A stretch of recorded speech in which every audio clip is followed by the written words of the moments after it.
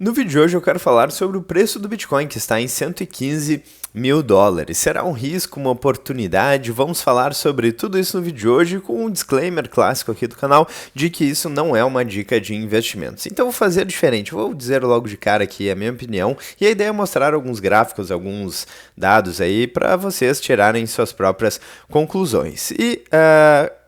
Qual que é a minha percepção sobre o assunto? Qual que é o meu viés sobre o assunto também? Porque eu vou mostrar aqui vários gráficos, vários dados e tal, mas eu tenho um viés sobre o assunto. E particularmente, eu acredito que o Bitcoin tem uma grande chance aí de se tornar a base do novo sistema financeiro global. Então, para mim, o Bitcoin a $1 está barato, a $10 está barato, a $100 está barato, a $10 mil está barato, a $100 mil está barato.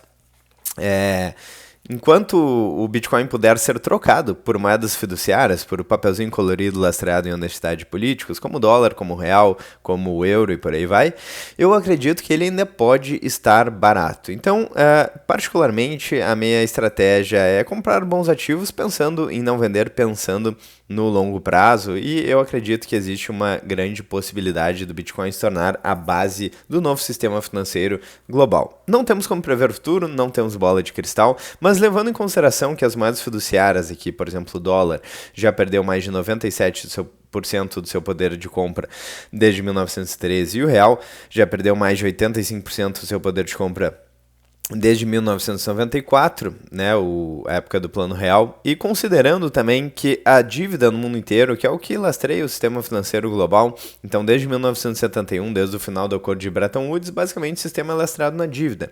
E, por exemplo, nos Estados Unidos, que é a maior potência econômica global, é basicamente o cara que manda no mundo ainda, a dívida dos Estados Unidos já passa de 37 trilhões de dólares e está aumentando. Então o sistema atual, ele é insustentável. Eu acho que eu poderia afirmar isso com uma chance menor de errar, que o sistema fiduciário das moedas que a gente tem hoje, dólar, real, euro, pesos, por aí vai, elas vão colapsar. Algumas mais rapidamente, então, por exemplo, moedas aí de países quebrados na América Latina colapsam mais rápido.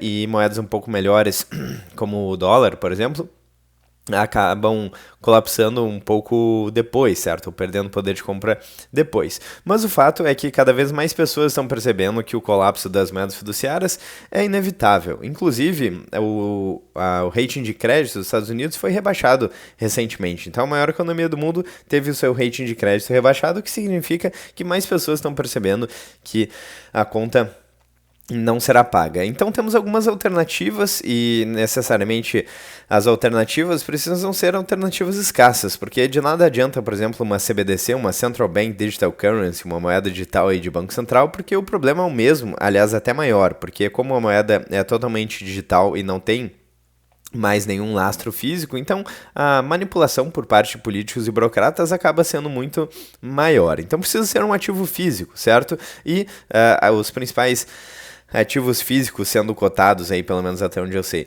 para substituir o sistema financeiro atual é o Bitcoin e o ouro. Então muitas pessoas estão acreditando no ouro aí como uma base do sistema financeiro global. Não à toa o ouro está na sua máxima histórica, mas em termos aí de valorização, de adoção e por aí vai, o Bitcoin parece estar ganhando a sua corrida, inclusive porque o ouro meio que nos levou para a situação atual.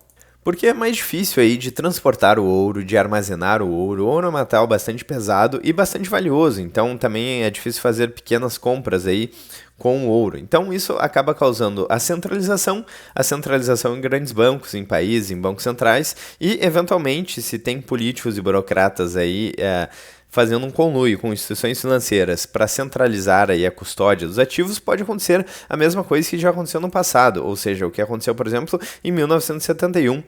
E para quem não se lembra, foi o final do Acordo de Bretton Woods, então o presidente da época dos Estados Unidos removeu a paridade dólar-ouro e basicamente o dólar passou a ser como é hoje em dia, ou seja, uma moeda sem nenhum lastro físico, certo, em um ativo escasso. Então a gente teve vários problemas sociais e econômicos que eu já mencionei em vários vídeos. Então, por exemplo, a produtividade continuou subindo, mas a remuneração parou de subir, quantidade de dólares em circulação, dívida americana, déficit federal, valor do dólar caindo, inflação acumulada subindo, crescimento do preço de casas aqui é mais rápido que o crescimento da renda da população e por aí vai. Vários problemas aqui, até a desigualdade, né? Renda dos 1% mais ricos caindo aí com o aumento da tecnologia e da produtividade, subindo depois de novo, depois de 1971, vários problemas, até filhos por mulher, queda na taxa de natalidade e por aí vai.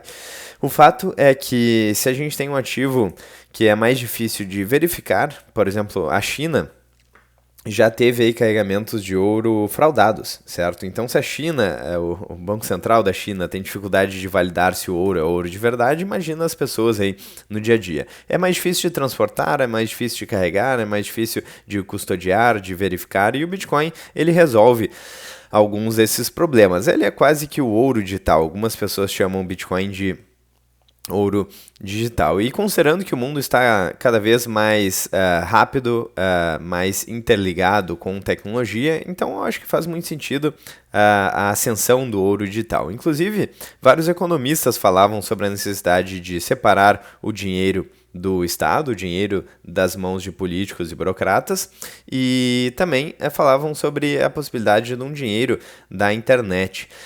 Então aqui o Milton Friedman falava sobre isso em 1999, né? Ele falava, abre aspas, a única coisa que falta, mas que em breve será desenvolvida, é um e-cash confiável, um método em que comprar na internet, você pode transferir fundos de A para B sem que A conheça B ou B conhecendo A. Maneira pela qual eu posso tomar uma nota de $20, entregá-la para você e não há registro nem de onde veio nem para onde foi. E você pode obter isso sem saber quem eu sou. Esse tipo de coisa vai se desenvolver na internet. Ele já dizia isso. Na época não existia tanta tecnologia para viabilizar o Bitcoin, mas tem muito a ver com o que o Bitcoin é hoje. A mais clássica de todas, o Hayek, que já em 1974, ele previa a necessidade do Bitcoin dizendo o seguinte, abre aspas, eu não acredito que teremos um bom dinheiro antes de tirá-lo das mãos do governo. Tudo que podemos fazer é introduzir algo que eles não podem parar. E é mais ou menos isso, o Bitcoin hoje é algo descentralizado, que não pode ser parado. Então, de fato, eu acredito que enquanto a gente puder comprar Bitcoin com moedas fiduciárias, o Bitcoin ainda pode estar muito barato. Lembrando que a gente não tem como prever o futuro, você não deveria basear suas decisões de investimento em um vídeo aí de 10, 15 minutos no YouTube. Mas seguindo aqui com as informações, então a gente tem o Bitcoin a $115 mil. Nos últimos 5 dias, uma queda de 3%. No dia de hoje, uma queda aí bem baixa, no mês aí é já uma valorização, então não dá para dizer que o preço não está próximo aí da máxima histórica, porque de fato está, mas quando a gente olha alguns indicadores, como Mayer Multiple, aqui eu vou atualizar o site, a gente vê que o preço, pelo menos segundo esse indicador, não parece estar muito esticado, então em 1.17, em outros topos aí, já passou de 2, já passou de 3, e a gente vê inclusive a volatilidade caindo aqui, o que pode denotar inclusive a extinção dos ciclos de 4 anos, certo? Com mais adoção institucional, menos volatilidade, menos impacto do halving aí também. Quando a gente olha o Bitcoin Rainbow Chart, aqui a gente vê que o preço está próximo de linhas de tendência médias aí, sem o preço muito esticado, a mesma coisa com o Bitcoin Long Term Power Law, e também vamos dar uma olhada aqui no Bitcoin Fear and Greed Index, vamos atualizar aqui a página, 65, então caiu um pouco aqui. Então, o preço do Bitcoin não parece estar esticado. E quando a gente olha para o dólar aqui no Brasil, 5,6, lembrando que o dólar recentemente passou dos R$6, certo? Então pode ser sim um momento interessante. É claro que a gente tem todo o problema da dívida dos Estados Unidos e uma eminente crise financeira global. A questão é que a gente não sabe quando isso vai acontecer, certo? O pessoal fala da crise global que eventualmente vai acontecer há muitos anos. Desde que as políticas de quantitative easing começaram, na verdade, a crise do subprime não foi resolvida, né? O Federal Reserve imprimiu dinheiro, expandiu a base monetária, salvou os bancos e empurrou o problema para baixo do tapete. Então a dívida está cada vez maior e o problema está cada vez maior. Só que a gente não sabe quando isso vai acontecer, o colapso, certo? A gente também não sabe se isso vai acontecer de uma vez só, ou se vai ser algo gradual, se vai acontecer em 10 anos, em 20 anos, em 30 anos. Então, pode ser que, por exemplo, de fato, a gente tenha uma crise agora e o preço do Bitcoin corrija e caia, sei lá, para $10 mil.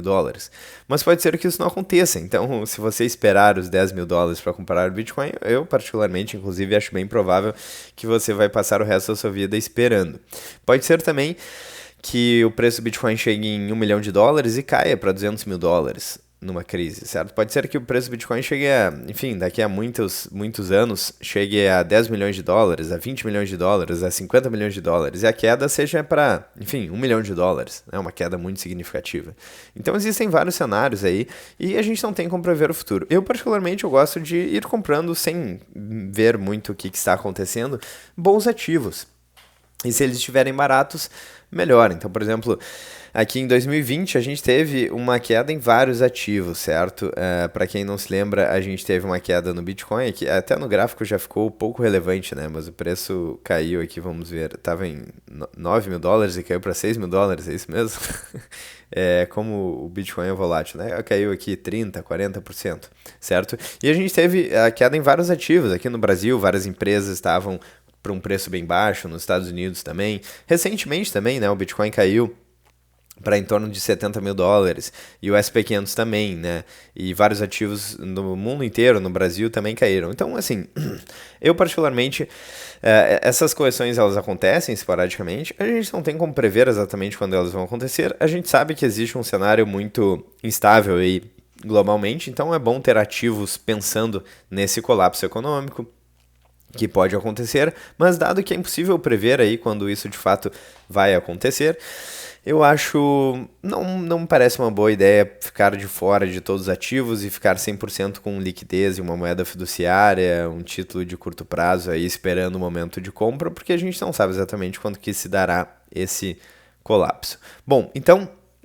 sim, eu acho que no longo prazo, se eu tiver que chutar, vamos ver, dólar a 5,6 e Bitcoin a 115 mil dólares, pode ser um bom patamar de compra. A gente está próximo da máxima histórica, né? Não é uma super promoção como já foi aqui recentemente em 70 mil dólares, ou talvez voltando um pouco mais, aqui sim, em 2022 chegou em 16 mil dólares. 2022 faz poucos anos aí.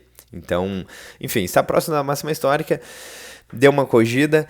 É natural, certo? Teve um aumento aqui de, vamos ver, 37%, que é muito, em dólar, no preço do Bitcoin. Então é natural que esse ciclo aconteça de forma mais suave, que o preço fique oscilando ali, né, testando limites de resistência durante um bom tempo. É natural no mercado aí. Mas é interessante como os ânimos aí no Bitcoin se tornam bastante voláteis. Então é isso, particularmente pensando no longo prazo, me parece um preço interessante aqui, tanto do dólar quanto do Bitcoin. No curto prazo a gente não tem como saber, pode ser uma crise, pode ter uma variação, pode ficar um bom tempo ainda próximo desse patamar de preço. Em termos de notícias macros, o mercado parece estar bastante bullish. A gente tem os maiores detentores, aí a gente tem ETFs de Bitcoin, como o da BlackRock, que está crescendo aí de forma muito rápida. A gente tem governos falando de reservas estratégicas de Bitcoin, Bitcoin Treasury Company se valorizando muito. Então o contexto macro é bem interessante, aí, bem positivo para o Bitcoin. Falando sobre os ciclos, em tese, se os ciclos de 4 em 4 anos continuarem, então a gente teve 2013... 2017, 2021 e agora 2025, pode ser que a gente ainda veja uma alta, um topo ainda maior neste ciclo, certo? Então estamos em 115 ou no início do ano que vem, se esses ciclos de 4 em 4 anos continuarem acontecendo, que eu acho que provavelmente não vai acontecer aí por conta da perda de importância do halving, e que vem, né, as recompensas dos mineradores vêm reduzindo, e também pela adoção institucional do Bitcoin. Mas enfim, esse foi o panorama geral. Antes de terminar o vídeo, eu gostaria de lembrar que a gente tem a parceria com a BIPA. Vocês podem usar o cupom SATOSHI para ganhar até R$100 de Bitcoin se vocês tiverem interesse. Todas as informações aqui na descrição. A BIPA é bem fácil de usar, bem prático, bem intuitivo. Eles têm cartão com cashback em Bitcoin, soluções na Lightning Network, para quem quiser conhecer. E se você gostou do vídeo, deixa o like, clique no sininho, inscreva no canal se você chegou até aqui, clique no hype, enfim. E eu quero saber a sua opinião nos comentários também. Você está comprando Bitcoin, esperando que ele vai cair ainda, ou enfim, esperando ele se valorizar? Qual é a sua posição aí em relação ao preço do Bitcoin e também em relação ao preço do dólar, que está abaixo de 6. Lembrando também, preço do dólar, a gente tem a Selic bem alta, pode ser que se a situação continuar piorando no Brasil, a Selic não seja reduzida num período de curto prazo de tempo, certo? Bom, então é isso. Eu vou ficando por aqui. Um grande abraço, espero que vocês tenham gostado do vídeo. Vejo vocês amanhã ou ainda hoje no próximo vídeo do canal.